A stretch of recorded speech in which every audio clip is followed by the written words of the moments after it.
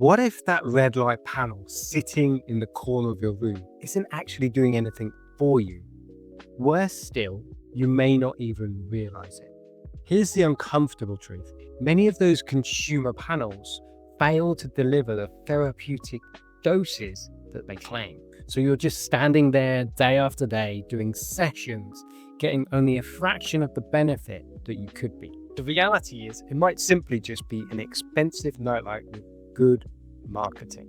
But that's not even the worst part. Most people buy these panels expecting better skin, more energy, faster recovery, the stuff that you see in the research, but instead nothing measurable. And look, the problem isn't the science. The science is genuinely rock solid. The problem is how most people are actually using these devices. They use the wrong settings, the wrong distance, the wrong timing, but more importantly, they're paying the price, those decisions in their energy, recovery, and results that they never actually see. So today, I'm going to break down the 10 biggest mistakes I see sabotaging people's results, including the one that makes everything else completely pointless. And we'll also cover how to fix each one, so investment actually delivers something beyond simply a warm red glow with good intentions. But first, let me introduce myself. My name is Matt Barr. I'm a health coach and author, and I've spent over 2 decades helping busy professionals and entrepreneurs fix their fatigue, boost their energy, and slow down the decline that we often see in midlife. And my books and my courses have helped over 12,000 people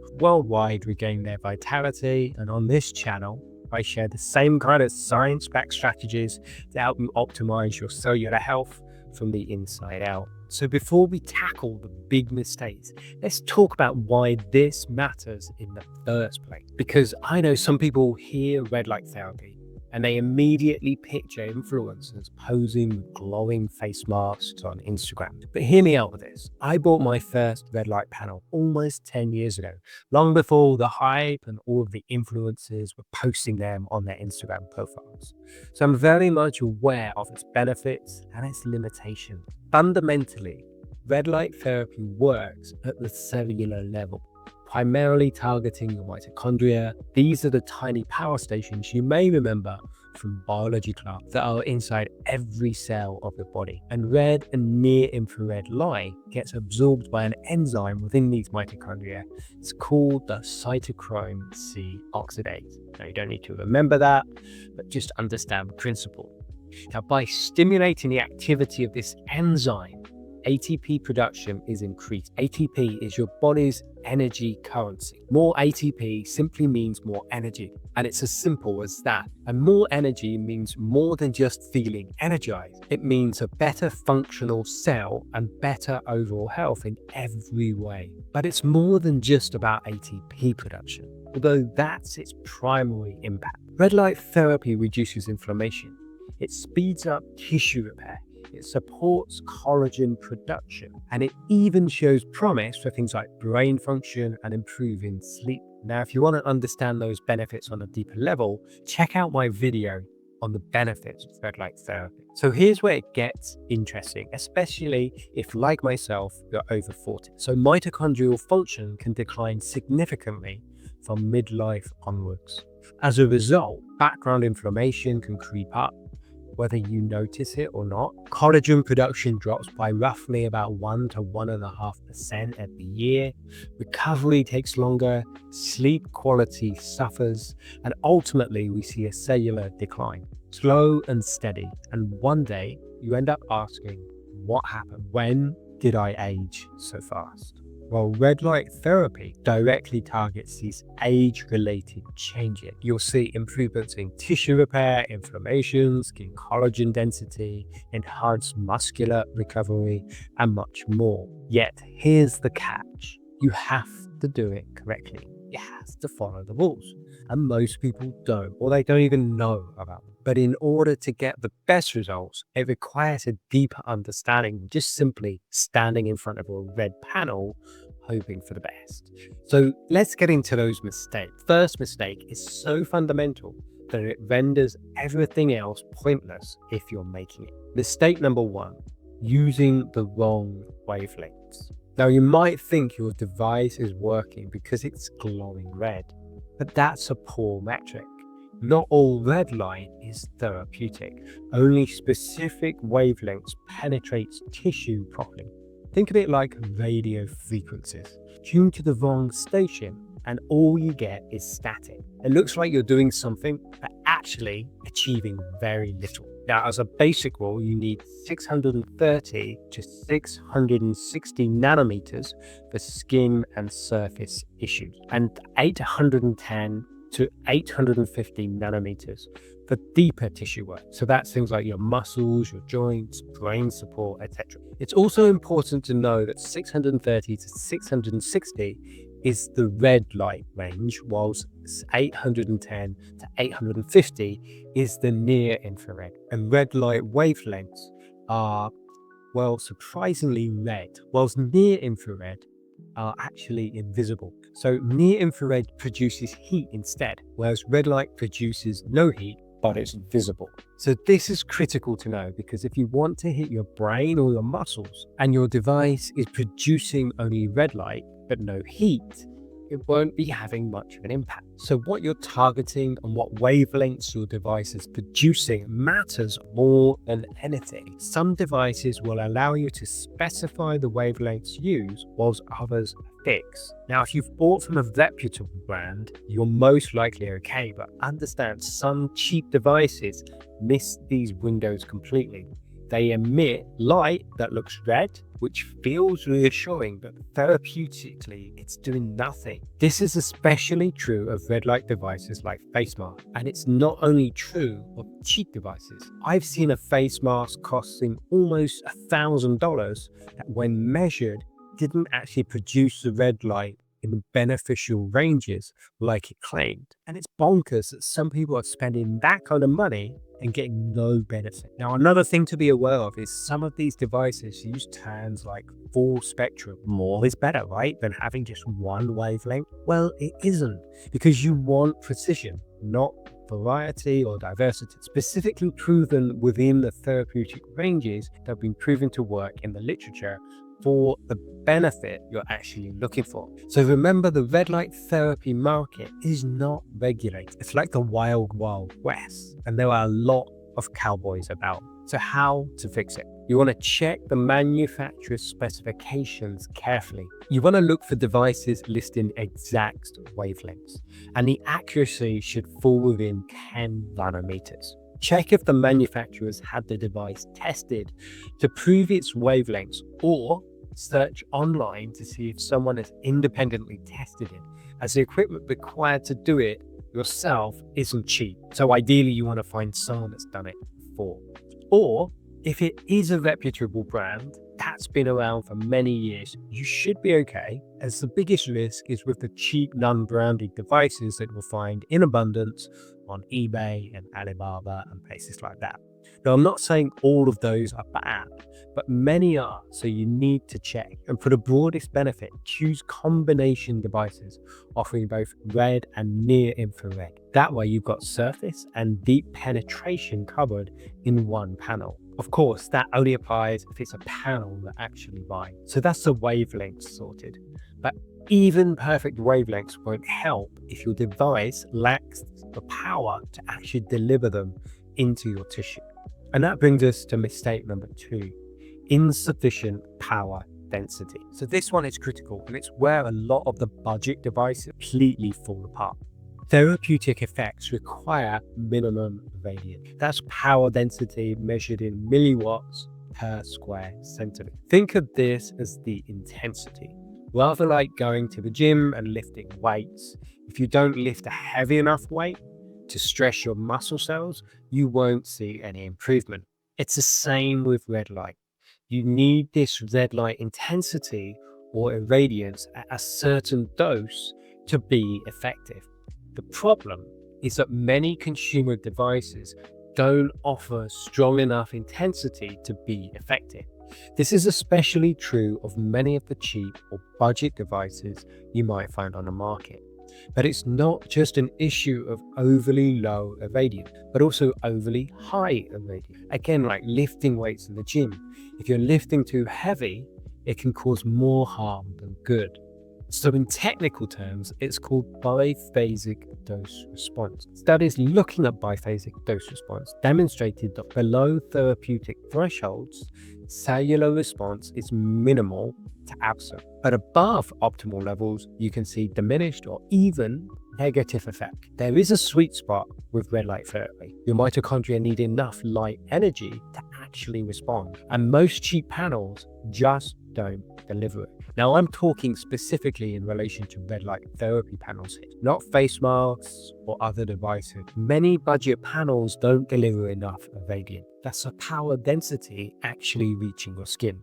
If it's too low, you won't get the benefit. Look for a minimum of 15 milliwatts per square centimeter at the treatment distance that you're actually using. So that might be at 6 or 12 inches, which is 15 to 30 centimeters. Anything less, then you're essentially paying for an expensive night load. Now, as I said before, that all applies to panels, not the other devices. So how do you fix this? When looking at red light panels, look for devices rated 50 milliwatts per square centimeter or more, measured at 6 inches from the panel. Medical grade panels deliver over 100. A word of warning though, you need to be cautious of how that irradiance is measured. There are two ways to measure irradiance, either using a solarmeter or a spectrometer. The best way to measure it is using a spectrometer. And using that, you need at least 50 milliwatts per centimeter squared. But if it's measured using a solarmeter, the reading should be at least double that, so over 100 milliwatts per centimeter squared. Secondly, with small red light devices like face masks and wands, this is not as critical as they target a smaller area or tissue closer to the surface, so you don't need so much power. It all comes down to the dosage you're looking for, which is determined by the goal and the target tissue. I'll talk more about that in a moment when I talk about dosage. For now, talking specifically about panels, ask the manufacturers for their third-party irradiance testing data. If they won't provide it, or they get very vague about the specifications, that tells you everything you need to know. But here's the wild thing though, even with adequate power, you can still completely sabotage your results with the next mistake. And it's one people make without ever realizing it. Mistake number 3, wrong treatment distance. Light follows something called the inverse square law. Now, this is much simpler than it sounds. Basically, you double your distance from the source and you get 1/4 of the power. Not a small drop, pretty huge really. So you could have a perfectly calibrated device with the right wavelengths, with the adequate power, but still get nothing because you're standing too far away.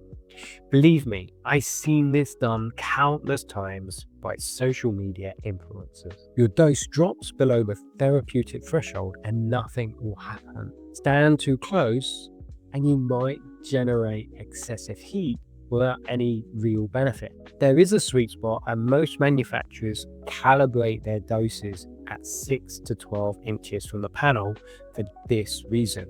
So how to fix it? In general, for full body treatments with a panel, you want to position yourself about 6 to 12 inches away.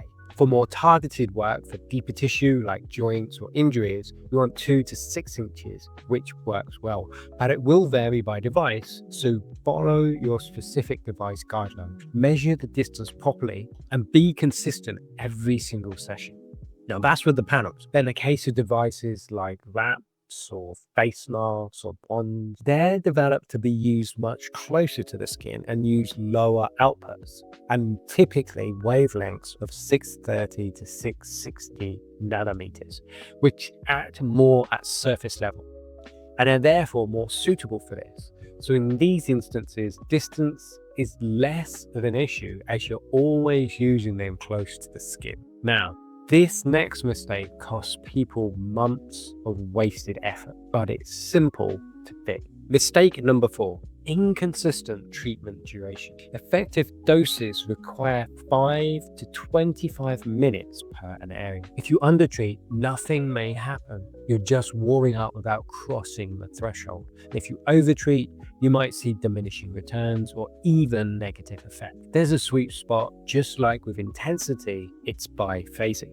Most of the time, you would use a device for anywhere between 5 to 30 minutes. Now, I know that sounds like a big range, and it is, but how long you use a red light device for very much depends on the radiance output of the device and the area of the body you are targeting. As a simple rule, for our weak output devices, you need to do longer, and for stronger output devices, you need shorter. Essentially, what matters is the dose, which is measured in joules and is determined by the irradiance and the duration of exposure. So research into photobiomodulation, which is a fancy word to say red light therapy, has identified general optimal dosing windows that vary depending on the goal and treatment area. As a general rule for dosage, your surface level tissue like your skin, your eyes, your hands, your feet, your body fat, your target dose wants to be between about 3 to 15 joules per centimeter squared. So for this, you want irradiance of about 10 to 50 milliwatts per centimeter squared. Anything above that is too strong and will create too much heat, and below it won't trigger a response. So the surface level tissue, you also mainly need red light wavelengths, which is those between 630 to 660 nanometer. Now, to know how long to use your device, you'll need to know the radiance of the device at the distance you'll be using it. Then you'll divide the dose you want by that number.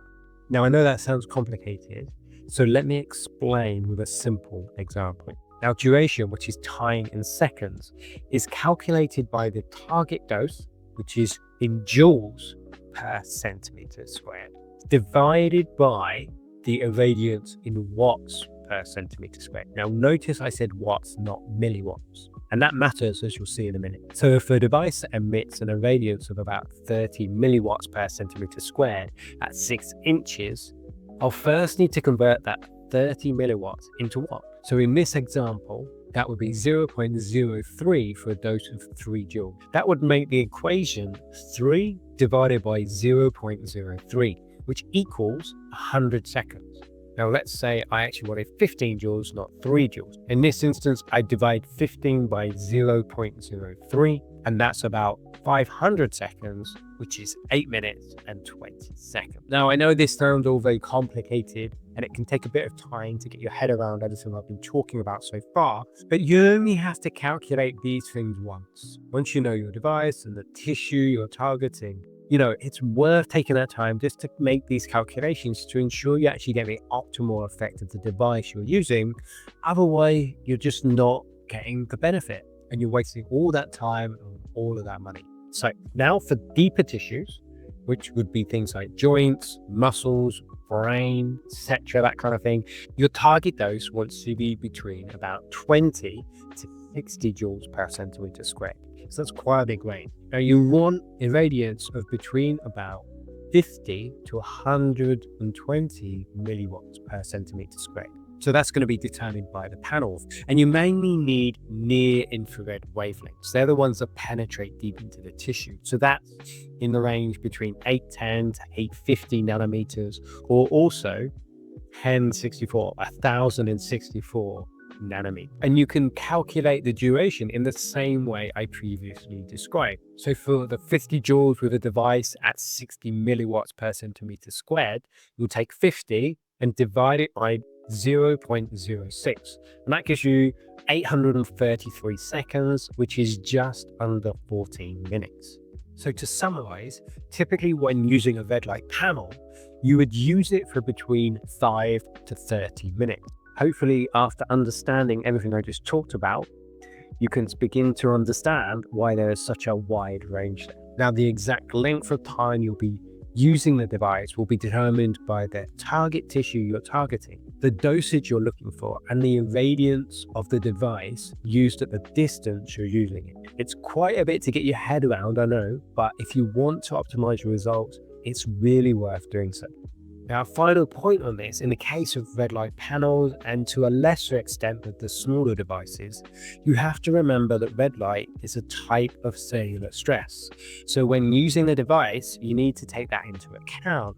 What that means is you need to build up to an optimal dose. For example, if you're using a large full body panel and aiming to get a higher end of the dosage, which might mean using the device for 20 minutes, you wouldn't start at 20 minutes. This would be too big a stress to the body and will result in negative effect. It would be like going to the gym for the first time and lifting weights for like 2 hours straight, right? You would literally be stuck in bed for the next week, unable to move. Respect the power of red light and start slow. So in this example, you might start with 3 or 4 minutes and build up to 20 minutes over the period of several weeks. For a deeper understanding of all of the technicals of red light therapy, I really recommend checking out this book I'm showing on screen now by Ellie Whitten on red light therapy. It gives so much really valuable technical and scientific information on the subject. Right, let's take stock now. That's 4 mistakes down. There's 6 to go. And I promise the next 6 are going to be a lot lighter. We've done the heavy lifting now. So now all the technical and complicated mistakes have been explained.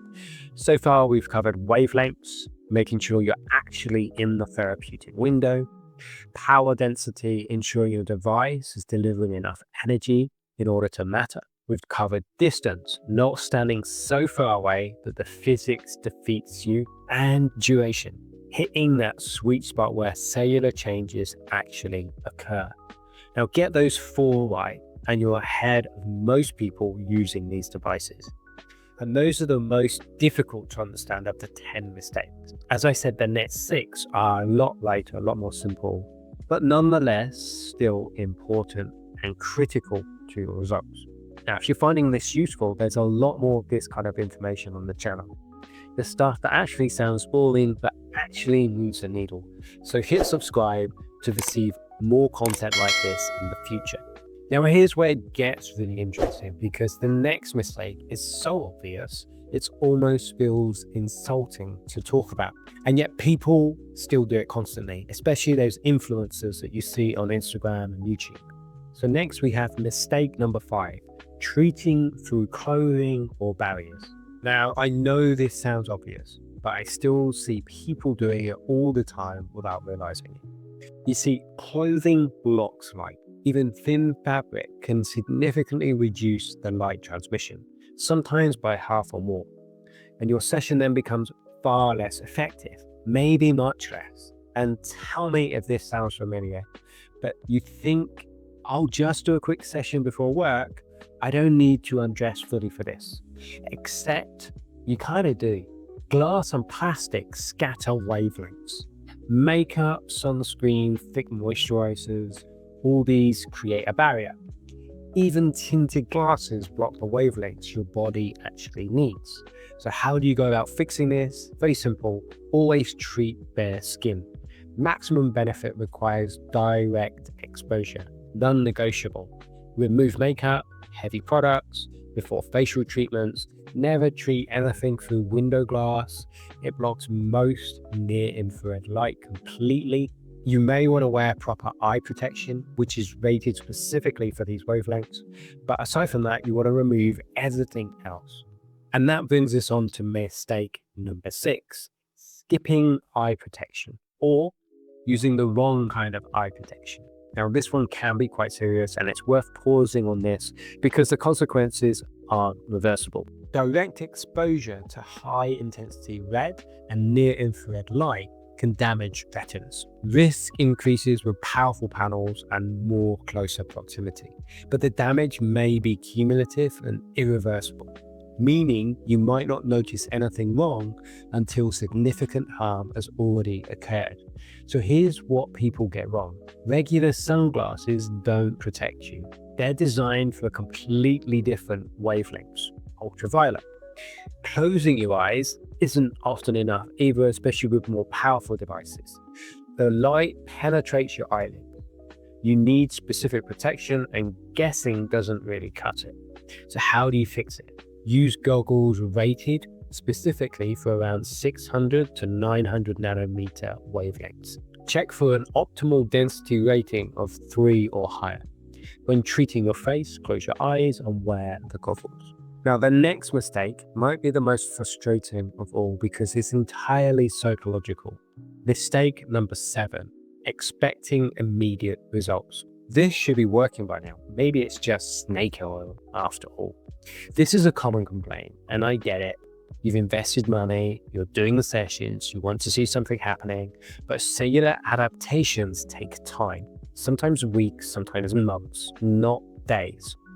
Your mitochondria don't transform overnight, and new stem cells or collagen aren't generated in a day, no matter how good your device is, no matter how powerful it is. In one 2014 study, they showed that significant skin improvements appeared only after about 30 sessions. That's 10 weeks of 3 times a week treatment. Single sessions, you just get a temporary effect at best. Many people abandon treatments too soon, often right before the benefits they're actually looking for actually start to appear. So they conclude it doesn't work, when really they just didn't give it enough time. So how you fix this? Very simple. Commit to a minimum of 8 to 12 weeks. Treat 3 to 5 times weekly. Remember, it's the cumulative exposure that drives results. And to help make this more obvious, you want to track your progress. You can use photos or a symptom diary. Just adjust your expectations accordingly. This is a long game strategy. It's not a quick fix. I know it sounds less exciting than transform your energy in 7 days, but that's not how cellular biology works. And anyone telling you otherwise is either smoking something or selling you something. However, time isn't just about patience. When you treat during the day matters too. Getting the wrong times undermines your results in ways most people never consider. And that brings us on to mistake number 8, ignoring treatment timing. When you treat, genuinely matters. This is where some personalization, red light exposure in the evening can support your circadian rhythm and aid melatonin production, thereby improve sleep. Morning near-infrared exposure can boost alertness and energy levels. Post-exercise treatment enhances recovery more effectively than pre-exercise. The timing affects outcomes significantly. Whilst red light wavelengths don't suppress melatonin like blue light does, which is good news, exposure to bright panels right before bed might still disrupt sleep for some people. Individual responses vary, so you need to experiment. Even though it's red light, you may still affect your sleep if you expose yourself too close to bed. How to fix it? For sleep support, use red dominant treatment 1 to 2 hours before bed. For energy and alertness, try morning near-infrared sessions. For exercise recovery, treat within 1 to 4 hours after your workout. Now, these are general rules, and other factors may also influence timing, such as overall goals and intentions, where, for example, sleep support may not be important to you, whilst impacting deeper tissues. So in that instance, you wouldn't be using the panel at night. Now, be aware of your individual response and optimize from there. What works for someone else might not work for you. All right, so that's 8 mistakes covered. Let's pull this together before the final 2. So we had long wavelengths, making sure you're in the therapeutic window. We talked about insufficient power, and thereby ensuring that the device actually delivers what it's meant to. Wrong distance, making sure that the device is at the right distance away from your body. Inconsistent duration, hitting that dosing sweet spot. Remember, too much or too long or too short, can be a problem. Barriers on the skin, so stripping down properly, obviously removing clothing, any kind of makeup, anything like that. Eye protection where needed. Impatience, really committing to the long-term game, not expecting results in a matter of a few days. Treatment timing, matching your sessions to your goal. So those are 8 ways people sabotage their results without realizing it. But there are still 2 more to cover. And the 9th one explains why so many people waste money before they even start their first session. Mistake number 9, neglecting device quality.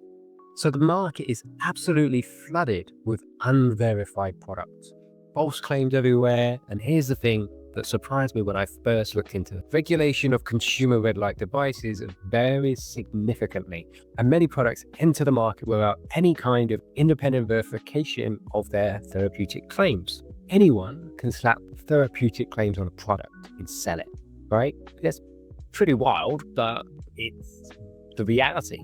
Common problems include things like high EMF emissions, which is basically electromagnetic field radiation. You don't want that in too high dose, especially close to your body.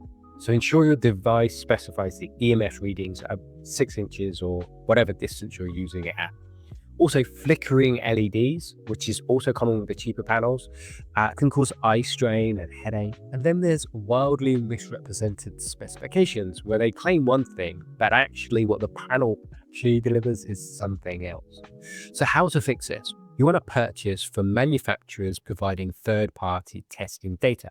So check for low EMF emissions, ideally under 1 microtesla is really what you're looking for. At the treatment distance that you're looking at using it, look for flicker-free specifications as well. So established brands might include things like Juve, Mitre Red, Platinum LED, Blue Block, Rouge. There are many others, but as a general rule, you can't go too wrong with one of these. But you still want to make sure you verify any claims independently. Just because something has brand recognition, it isn't a substitute for actual facts. So avoid unbranded devices without clear verifiable specifications. And if you can't find out the real numbers, then walk away. And finally, the mistake that undermines everything else, even if you nail all 9 previous points, this one can quietly sabotage absolutely everything else.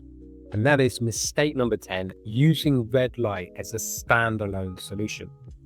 So here's the thing. Red light therapy works synergistically. It amplifies good, solid foundations. It doesn't replace them. Think of it like adding premium fuel to a car. It helps enormously, but only if the engine actually works. If your timing belt is shot or your oil hasn't been changed in 3 years, then premium fuel isn't really going to do a great deal. So benefits diminish significantly with poor sleep.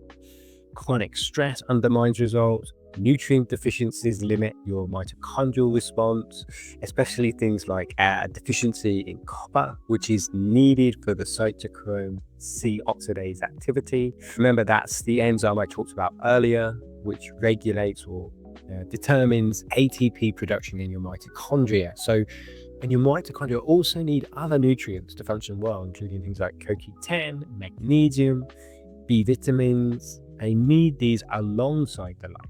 So that doesn't mean you need to supplement, but it does mean you need to ensure you're eating a good quality diet that provides it. Now, also know that chronic inflammation from lifestyle factors can also counteract whatever anti-inflammatory effects you get from photobiomodulation. So how to fix this? Optimize sleep alongside light therapy. Ensure you have adequate mitochondrial nutrients with a diet or supplementation, and combine with regular movement and stress actively reduce inflammation in other ways. You want to view red light as one powerful tool within a whole comprehensive vitality strategy, not a replacement for fundamentals, not a magic bullet.